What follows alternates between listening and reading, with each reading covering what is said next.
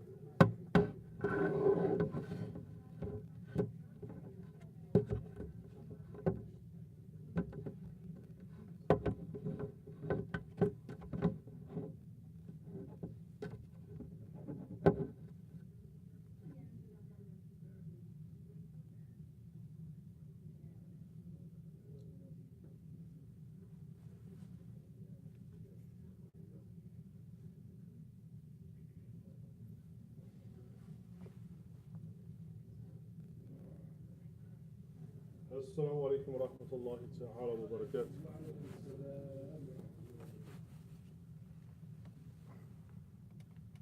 الله أكبر الله أكبر الله أكبر الله أكبر. أشهد أن لا إله إلا الله. أشهد أن لا إله إلا الله.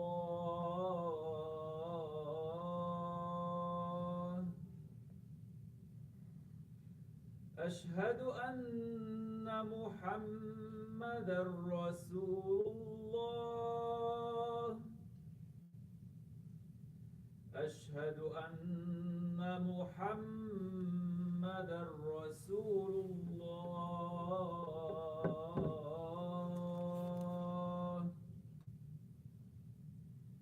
حي على الصلاة.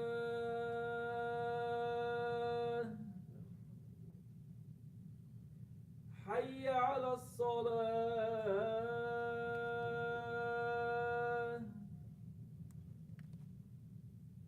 حي على الفلاح.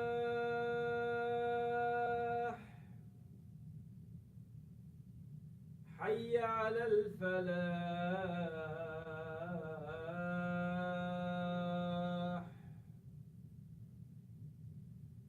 الله أكبر الله أكبر. لا إله إلا الله.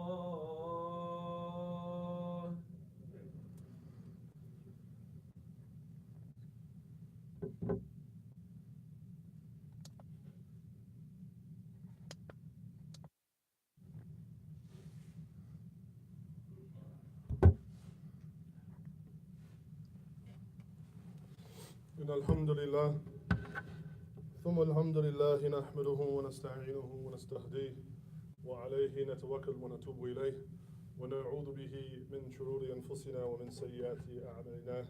من يهد الله فهو المهتد ومن يضلل فلن تجد له وليا مرشدا.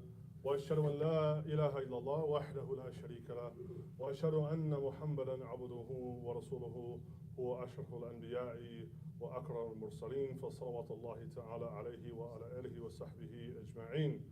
إن الله وملائكته يصلون على النبي يا أيها الذين آمنوا صلوا عليه وسلموا تسليما.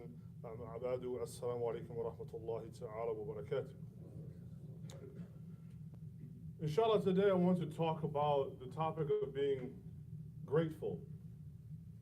And in particular, I want to illustrate something very ingenious from the Quran that Allah Ta'ala shows us that there is a very fine line in some ways between spending money and being hypocritical.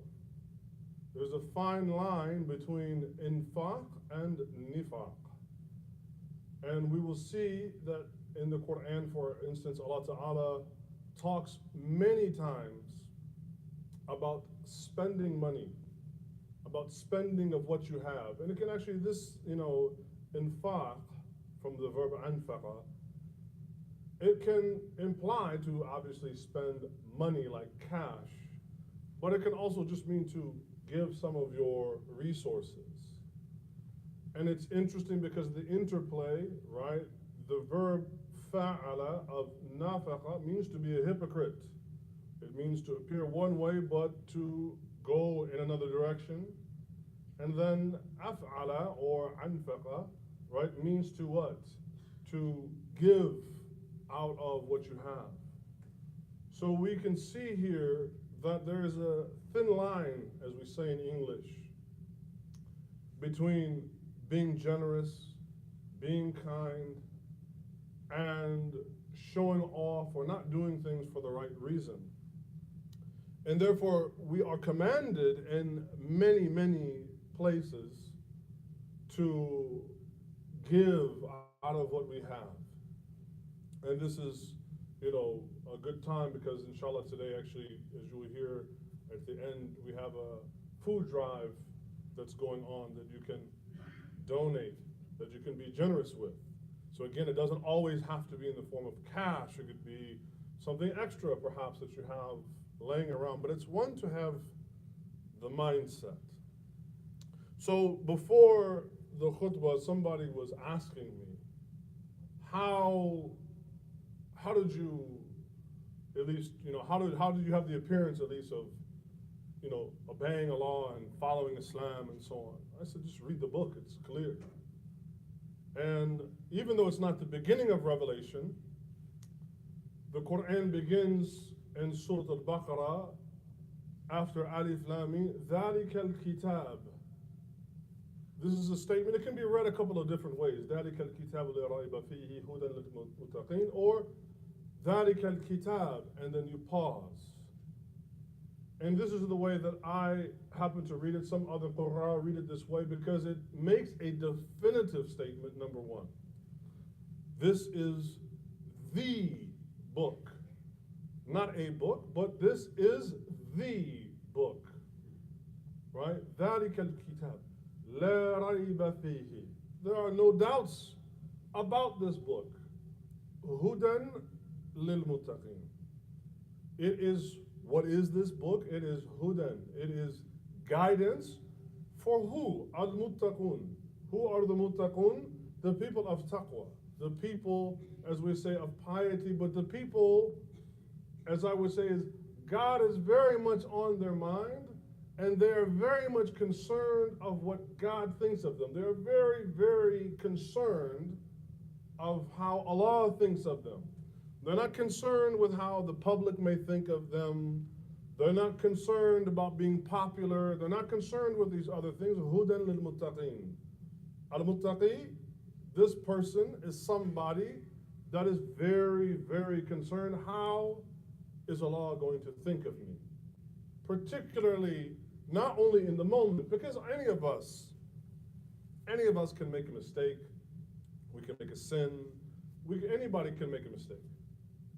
But as we know, that isn't the end of it.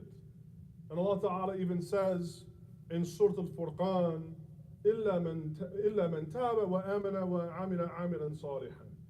Right? If you truthfully make a mistake or you commit a sin, you will be lost, except for those إِلَّا مَنْ تَابَ. You turn back to Allah. You make tawbah. You ask Allah for forgiveness. وَآمَنَ. And you have faith, you believe. وَعَمِلَ عَمِلًا صَالِحًا. And you do some good deeds as well. It's not just that you're a believer, but that your faith reflects action. It comes to fruition. So the muttaqi is the one that is very concerned What is Allah going to think of me? Not just if I happen to make a mistake, but the totality of my life. If I live 20 years, 30 years, 50 years, 90 years, 100 years, at the end of my life, what is Allah going to think of me? Is He going to be pleased? رَضِيَ اللَّهُ عَنْهُمْ وَرَضُوا عَنْهُ. Is Allah going to be content with me? If Allah is content with me, وَرَضُوا عَنْهُ. This is like the companions of the Prophet ﷺ that Allah talks about at the end of Surah Al-Bayyinah. That He says that Allah was content with them and then they were content with Allah. So this person that is concerned, that is very concerned with what Allah thinks of them, sometimes, and I think especially when you're younger, you have a tendency to really look at yourself. I was showing somebody a picture the other day, and they were like, oh my God, look at the way I look and this and that. And it was this wonderful picture, like in nature, there was mountains and ocean, and I'm like, wait a minute, you're focusing in this beautiful picture that is like the majd, right? The majesty of Allah, how He's created this, and all you see is yourself and the shirt, the pants you had on, you were 5 pounds too heavy. De-emphasize, these kinds of opinions and emphasize the kind of opinions that are really going to matter on the day that each and every one of us has to go and meet Allah. Each and every one of us has a liqa. We have a meeting with Allah, and we will have a hisab. We will have an account of what we did in this life. And today, for instance, perhaps if I can give a little something to this food drive, put a few dollars in it, put a few things in, maybe that's something today I can do as a small effort. I'm not a rich man, I don't have lots of resources, but I can do something to make an effort that is not based upon what I'm doing, not how many cans of food I can drive or how big of a check I can write, but first and foremost, I am trying to be from the muttaqun. I'm trying to be from amongst those that are very concerned, what does my Lord think of me? So if I do a little something, and Allah has said what? If you take a little step towards me, I will take a large one towards you. You come walking towards me, I come running towards you. And then I become what? The hand that you grasp with, the eyes that you see, the ears that you hear, and so on and so forth. It begins with this book, reading it, reflecting upon it, and then being honest with yourself, how can I put this into action? Sometimes it can even be something great, but is even smaller than what we imagine. The Prophet ﷺ, he said, and there's many different narrations of this hadith, he says, لا يشكر الله من لا يشكر الناس. The one that does not thank Allah, the one that is not grateful towards Allah, right? That is also one who is not grateful to people. So it's not simply about just having an isolated relationship with Allah. No, we have to interact with one another. We have to interact with each other as brothers and sisters in Islam.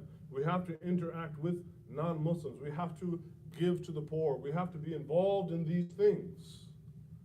And if we do them with the right spirit, then we can hope to be amongst those people that Allah Ta'ala says, رَضِيَ اللَّهُ عَنْهُمْ وَرَضُوا عَنْهُ.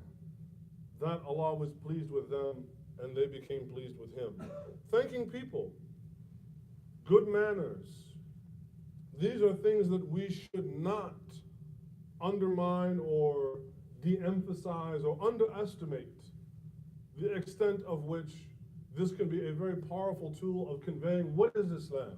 Because if you think about it, the theology of Islam can be articulated in one simple phrase, La ilaha illallah. There is no God but God. It can be articulated in Laysa kamithlihi shay. There is nothing like Him. It can be conveyed in Walam yakul lahu kufuwan ahad. There is nothing like Him. This is very simple to convey the theology of Islam. Allah is not a man. He is not an object. He is not a thing, right? Allah is Rabbu kulli shay. He's the Lord of everything. But after this, what is Islam? How can we be effectively understood or convey the message of Islam if we talk about Tawheed, if we talk about the oneness of Allah, but we, as people say, La rahmata wa la shafaqa, there's no mercy and there's no compassion or kindness. We have to think about our role. And one of the great things that you can do to teach yourself is be giving. You know, a lot of times we have this idea that Islam, in order to become knowledgeable, we have to acquire vast amounts of knowledge. We have to memorize the Quran. We have to learn all of the tafsir. We have to become a master grammarian, al-qawa'id wal-nahu wal-shi'r, and all these things. But what good is this if it doesn't impact you feeding any more people? What if it doesn't make you speak kindly to people? What if it doesn't result that even when you come around your own people, how seldom do I really see the Muslims smiling to each other? And we all talk about the sunnah of the Prophet sallallahu alaihi wasallam. And this is, you know, there are some companions, it's amazing, when you read their account of who the Prophet sallallahu alaihi wasallam was, some of them will say, I never ever saw the Messenger of Allah except he was smiling. Of course, we have other accounts where there were times, obviously, where the Prophet sallallahu alaihi wasallam wasn't smiling. But there were some people, they said, just every time I saw him, he was a really positive and happy and contented person. Imagine if every time we interact with the broader community, every time I see the Muslims, they seem like happy people. Imagine if when people come to the masjid, every time I go there, I don't know what it is, they all seem like happy people. Are we going to arrive at a point where we're actually happy being Muslim? Do we take ridwan, do we take contentment with the fact that we have hidayah? Hudan lil muttaqin. Alladhina yu'minuna bil ghayb. The next step, those muttaqun, those pious people, right? They believe in the unseen. What is it that's going to motivate a person to give and to be on the right side of that fine line? We said there's infaq and nifaq. Infaq is giving. Nifaq is hypocrisy. What's going to put us on the right side of that fine line? Alladhina yu'minuna bil ghayb. You believe in something unseen, untouched, unconfirmed in some way through any of the empirical sentences. I believe in Allah, though I cannot see him, but I'm going to act as if I see him, and most importantly, I will act knowing that he sees me. So I'm going to give. And I will give in those times of some of our, hostage fundraisers that we have at different places, but I will also give when nobody knows. But I will make it a habit, an ada, as we say in Arabic. I will make it a habit to give. And as we said, giving, it doesn't have to, as Allah says, وَيُنْفِقُونَ مِمَّا رَزَقَنَاهُم. They give from what we have given them. So you have to ask yourself, what is it that you've been given?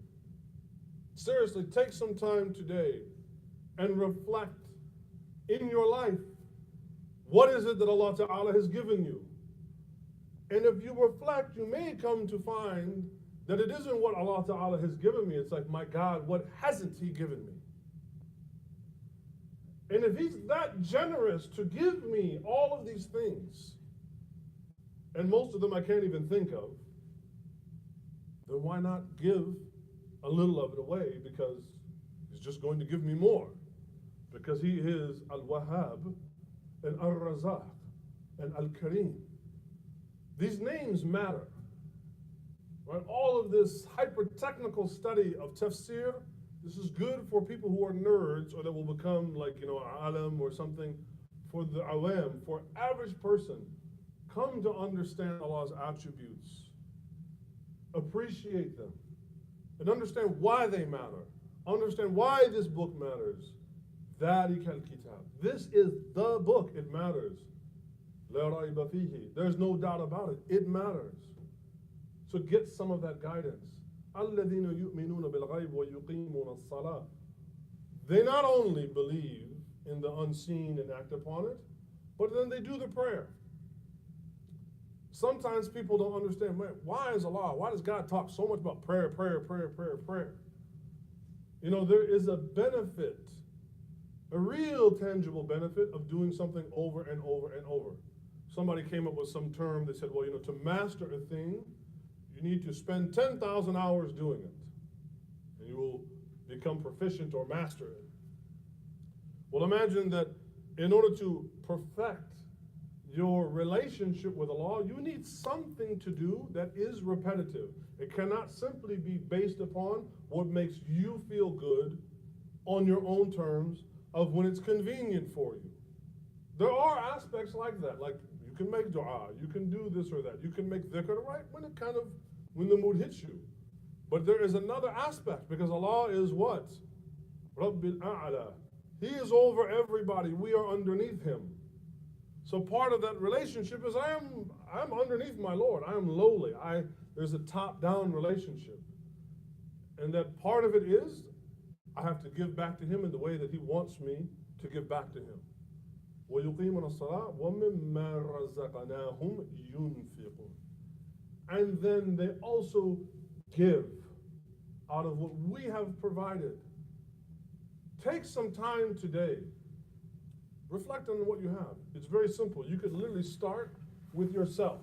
The clothes on your back, the money in your wallet, the health in your body that you possess, the senses that you use, the intellect and the mind at your disposal, the air that you're breathing, the bombs not being dropped upon you.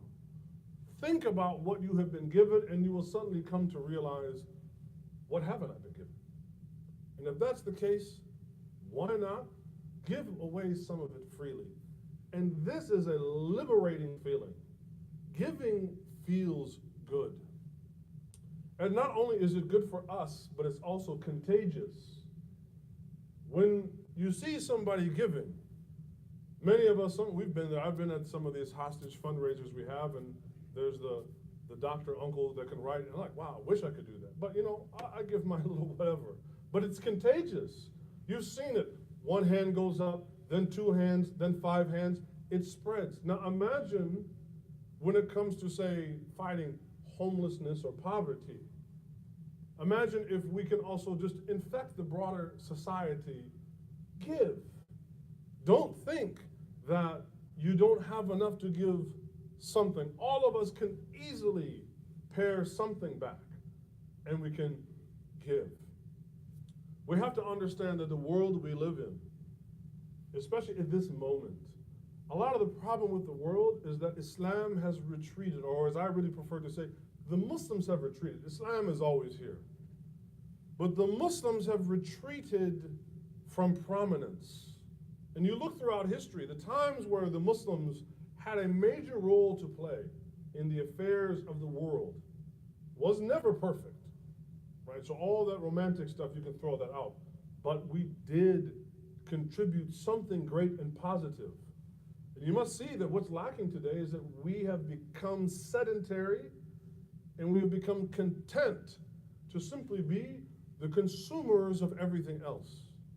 We need to get back in the game of trying to also, create a sort of infectious spirit of positivity. The world is very negative right now. I mean, just look at the news.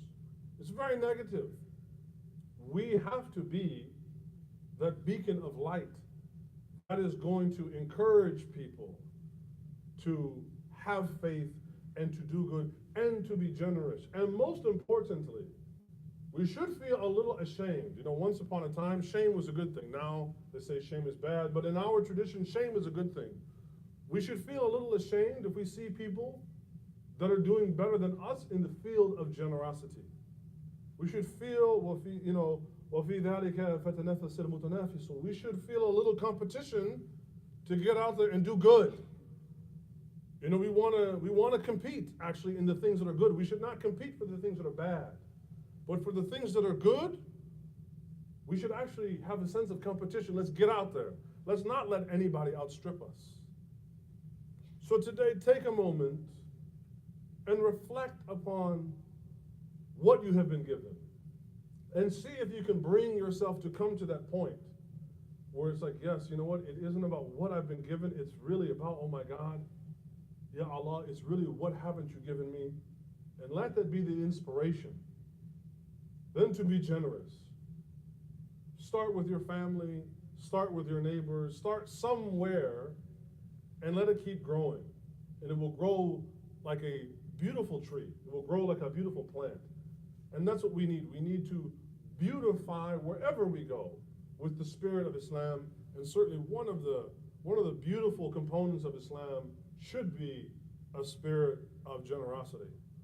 أولا نسأل الله بالعافية. First, let us ask Allah for well-being and for forgiveness. ربنا اغفر لنا ذنوبنا وكفر عنا سيئاتنا. أستغفر الله أستغفر الله أستغفر الله.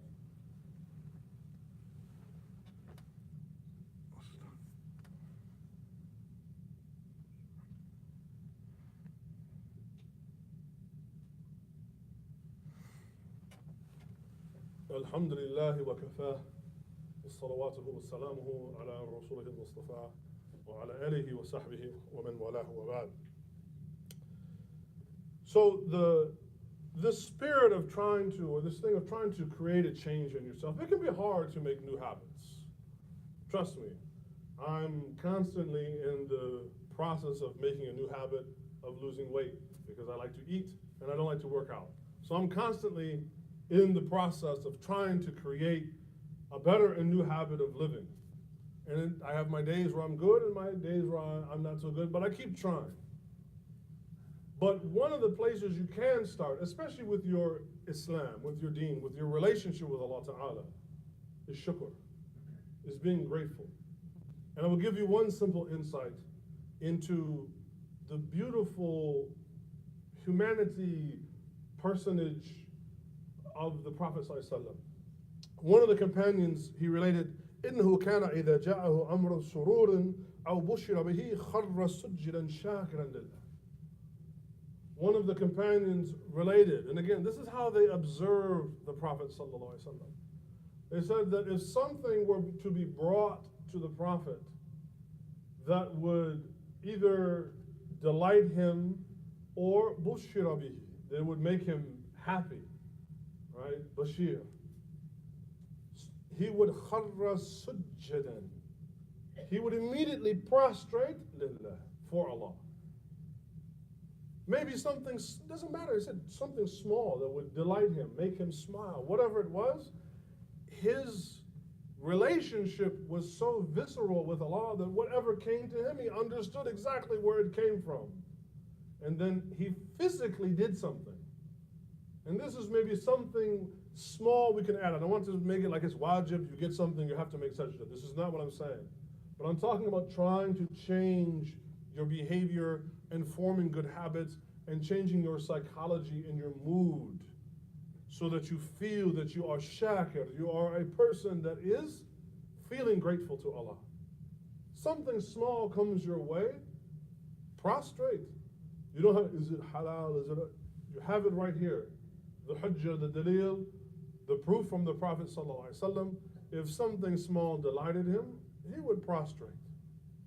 That also shows the nature of what is all of this praying, because the crown, the taj, as we say, of the salah is sujood, right? That moment of being completely in submission to Allah is in sajda. And this is how the Prophet ﷺ would physically put himself when he was happy, submission. This tells us a lot about where is Allah Ta'ala trying to get the human being at. Submit to me, and in there you will find your happiness. This should also be a part of how we articulate what Islam is. It is submission to Allah, and in that submission you can find ridwan, sakina, and shukr. You can find contentment, you can find tranquility, and you can find gratitude. So, nasallaha, we ask Allah, ij'alna min ash-shakirin. We ask Allah to make us from the people who are thankful. Waghfir lana dhunubana, and to forgive us for our sins, وَكَفِّرْ عَنَّا سَيِّئَاتِنَا, and to look over our mistakes and our evil deeds. May Allah Ta'ala also have mercy upon all of those Muslims that are struggling everywhere throughout the globe. And may Allah Ta'ala put us back, ثَبِّتْ قُلُوبَنَا عَلَى دِينِهِ. May Allah again make our hearts firm upon the deen that He revealed through the sunnah of His Prophet sallallahu alaihi wasallam. الله أكبر الله أكبر أشهد أن لا إله إلا الله أشهد أن محمدا رسول الله حي على الصلاة حي على الفلاح قد قامت الصلاة قد قامت الصلاة الله أكبر لا